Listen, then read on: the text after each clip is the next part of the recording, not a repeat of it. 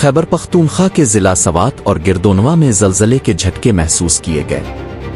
ज़लज़ला पैमा मरकज़ के मुताबिक Richter scale पर ज़लज़ले की शिद्दत 4 जबकि ज़ेरे ज़मीन गहराई 200 किलोमीटर रिकॉर्ड की गई। ज़लज़ले का मरकज़ हिंदुकश का पहाड़ी सिलसिला था। ज़लज़ले के झटके महसूस होने पर लोगों में खौफ व हरास फैल गया और कलिमा तैयबा का वर्द करते हुए घरों से बाहर निकल आए।